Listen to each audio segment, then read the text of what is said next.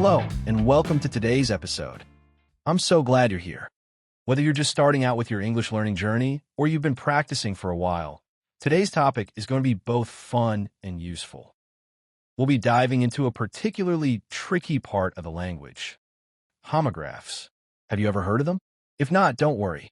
By the end of this episode, you'll know exactly what they are, how to spot them, and how to avoid any embarrassing misunderstandings in both speaking and reading. If you've already encountered homographs, you might know that they can sometimes make us stumble, whether it's in a conversation with a native speaker or while reading an English text. But don't let that scare you off. Today, I'm going to guide you through these little troublemakers in a way that's not only easy to understand, but also fun.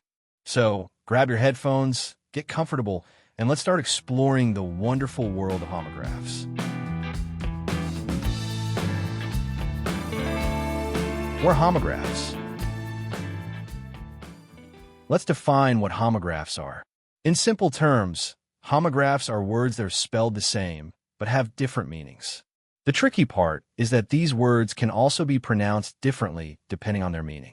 Yes, I know, it sounds confusing, but trust me, we'll break it down step by step.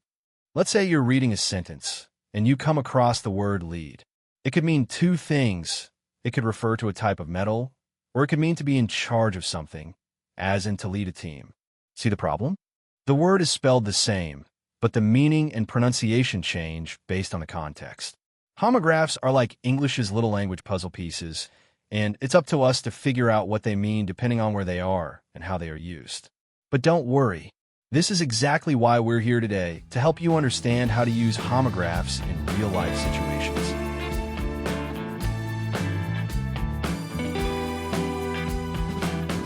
Common homographs and how to spot them. Now that you know what homographs are, let's dive into some common examples you might run into. These words can be a little tricky, but once you learn how to spot them and understand the context, they'll be a breeze to handle. The first one is the word tear. It can mean two very different things. It could be the verb to tear, like when you rip a piece of paper, or it could be the noun tear, like the drop of water that falls from your eye when you're sad. When we're talking about to tear, the pronunciation sounds like tear, but when we're talking about a tear from your eye, it sounds like tear with a slight change in the way we say it. Here's another common one: row. It could be a line of things like a row of chairs, or it could mean a fight or argument. When we say it as in a row of chairs, it sounds like row, but when we mean a fight, it's pronounced like row, with a more noticeable difference in sound. And here's one more: wind. It could refer to the breeze that blows through the trees, or the verb to wind something up like winding a clock. The meaning is completely different, and so is the pronunciation. When you talk about the wind in the air, it sounds like wind with the I pronounced like in win. But when you're talking about winding up a clock, it sounds like wind with the I sounding like in find. These examples are just the tip of the iceberg. There are many more homographs out there that can trip you up if you're not CA trayful. But don't worry, I'll keep guiding you.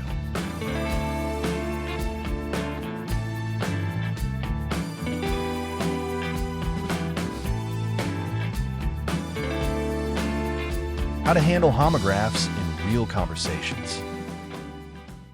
Now, let's talk about how to handle homographs in real-life conversations. It's one thing to understand homographs when you see them in a book or an article, but it's another thing to use them correctly when you're speaking. So, what do you do to avoid any embarrassing moments? First of all, pay close attention to the context of the conversation. The surrounding words will often give you a clue as to which meaning of the homograph is being used. For example, if someone says, "I'm going to wind my watch," and you hear the word wind, you probably know they mean to twist or turn it. If they're talking about wind as in air, you'll notice they're probably referring to the weather or some kind of outdoor activity. Context is your best friend. Another tip is to practice listening closely to how native speakers pronounce homographs. When you hear the pronunciation in a sentence, you can start picking up the difference in the sounds. This will help you sound more natural when you speak as well. Also, don't be afraid to ask questions. If you're unsure of how to say a word, or if you think you might have misunderstood, it's totally okay to ask for clarification. English speakers are usually happy to help, and asking shows that you care about getting it right.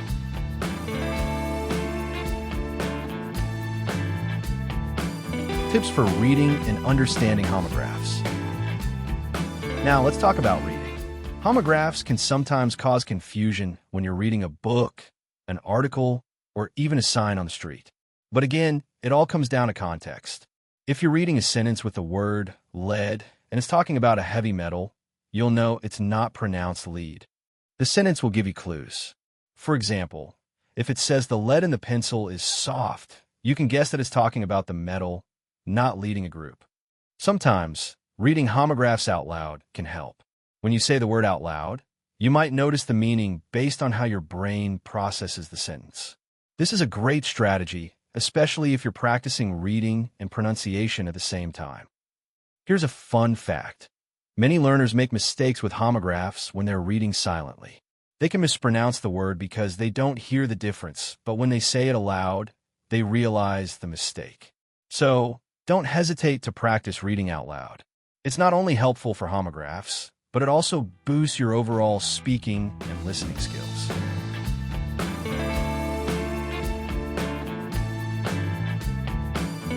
Let me tell you a funny story about homographs that many learners of English can relate to. A friend of mine was reading a story in English and came across the word bass. He had never seen it before, so he thought it was pronounced like the bass in music, which is a deep sound.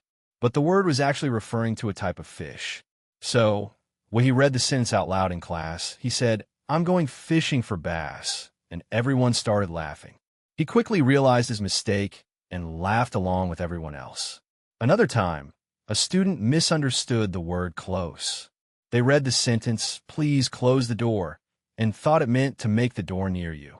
They tried to say it like close and close to you, but of course the correct pronunciation was close, meaning to shut. They were a bit embarrassed, but we all had a good laugh about it, and they never forgot the difference between the two. These funny moments happen to all of us. They remind us that making mistakes is part of the learning process, and it's okay to laugh at ourselves. The most important thing is that we learn and grow from these experiences.